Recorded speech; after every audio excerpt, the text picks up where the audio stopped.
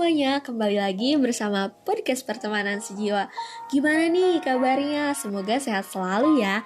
Pada episode kali ini, Pertemanan Sejiwa akan sharing tentang salah satu gangguan mental yang banyak banget dialami orang-orang, terutama remaja nih. Mungkin di antara kalian ada yang tiba-tiba merasa khawatir, berdebar-debar, sampai nggak bisa tidur.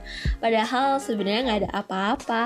Nah, bagi teman-teman yang pernah merasakan hal-hal semacam itu, tolong hati-hati ya, jangan-jangan ada gangguan kecemasan.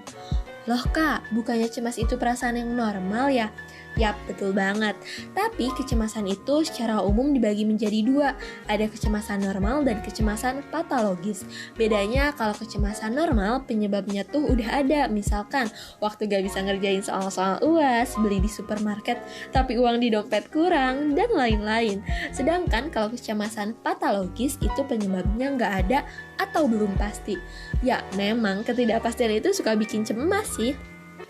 Tapi tunggu dulu, kalau gangguan kecemasan tuh gejalanya apa aja sih sebenarnya? Nah, teman-teman bisa perhatikan nih, kalau gangguan kecemasan itu gejala bisa fisik dan psikis.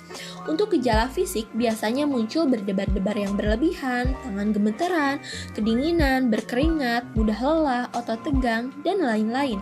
Sementara untuk gejala psikis biasanya muncul rasa khawatir yang berlebih sehingga membuat pasien tersebut sulit untuk berkonsentrasi.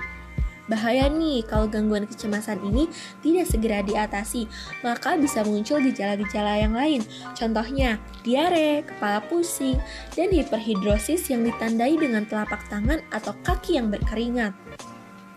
Teman-teman, gangguan kecemasan tuh bisa dibagi lagi jadi 5 loh. Ada GAM atau gangguan anxieties menyeluruh, ada gangguan panik, OCD, gangguan stres pasca trauma, dan gangguan fobia.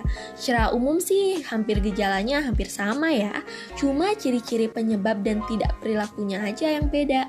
Kalau gangguan anxieties menyeluruh, selain gejala-gejala yang kami sebutkan tadi, ada juga gangguan motorik dan otonomik.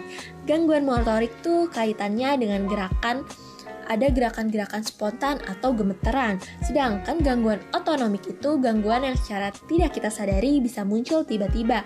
Misalnya kedinginan. Gangguan-gangguan itu yang dominan pada GAM. Dan karena munculnya dua gangguan tersebut, pasien GAM cenderung sulit untuk bersosial. Misalnya takut keramaian secara berlebihan. Sementara kalau gangguan panik, pasiennya memang memiliki riwayat gangguan mental yang cukup lama, misalkan depresi. Jadi kekhawatiran yang muncul memang ada penyebabnya, tapi penyebabnya itu belum tentu ada, berbeda dengan fobia. Kalau fobia, penyebabnya itu jelas ada dan ada kemungkinan untuk mengancam keselamatan jiwa. Tapi yang ditakutin itu belum tentu membahayakan, jadi ya istilahnya mirip-mirip orang overthinking. Kalau OCD alias Obsessive Compulsive Disorder itu adalah orang-orang yang punya kekhawatiran terhadap suatu kejadian sehingga dia akan melakukan tindakan umpan balik secara terus-menerus. Misalnya gini deh, ada orang OCD terhadap kerapian baju. Gak tahu kenapa ketika dia lihat baju yang berantakan sedikit aja, badannya langsung gemeteran dan timbul perasaan khawatir. Terus biar dia gak khawatir atau ketakutan, dia bakal ngerapihin bajunya terus-menerus, bahkan tiap hari, sehingga aktivitas yang lain pun bisa terganggu. Terakhir, ada PTSD atau Post Traumatic Stress Disorder. Ini nih yang banyak dialami sama korban-korban kriminal. Misalnya ada orang yang habis kecopetan, copetnya pakai topeng warna hitam. Sejak saat itu, setelah dia ngeliat orang-orang yang pakai topeng hitam, dia selalu ketakutan, kekhawatiran, badannya langsung lemas, dan lain-lain.